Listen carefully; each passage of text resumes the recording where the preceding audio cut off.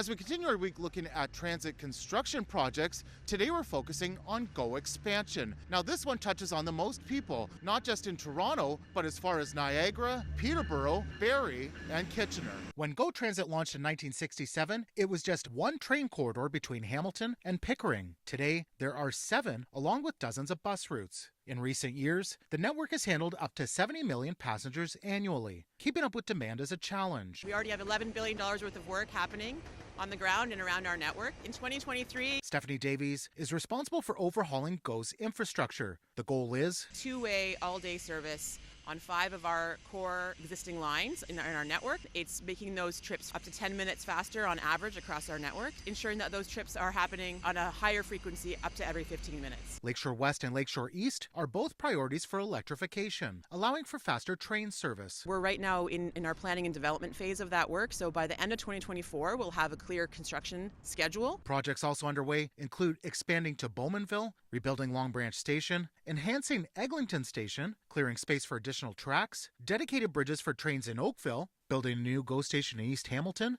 and adding train storage in Niagara. On the Stouffville line, Old Elm Station opened this year, and we brought into service 3 new improved stations.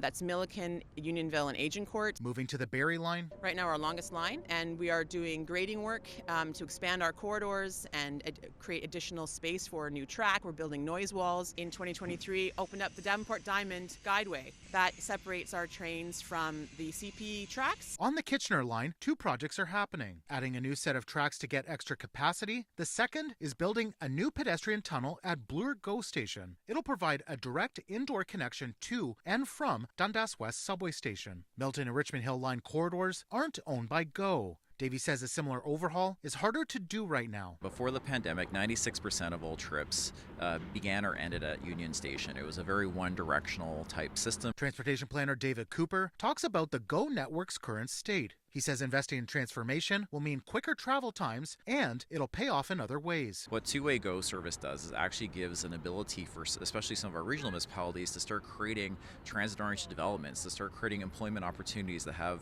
two-way direction, reverse flows, and ridership in order to do that. Combined with enhanced transit options elsewhere, he says some parking lots could make way for needed housing. GO Transit and Metrolinx are actually the biggest parking provider in North America. We have the land, but you actually can't start moving forward on that until you actually have the service and the infrastructure to facilitate that return travel. Meanwhile, this is the hope for the future. I think in 10 years, people will not think about GO as a commuter service. They will think about it as a rapid transit backbone of the region. If you missed any of the stories in this series, go to citynews.ca and search for Transit 2024. In Toronto, Nick Westoll, City News.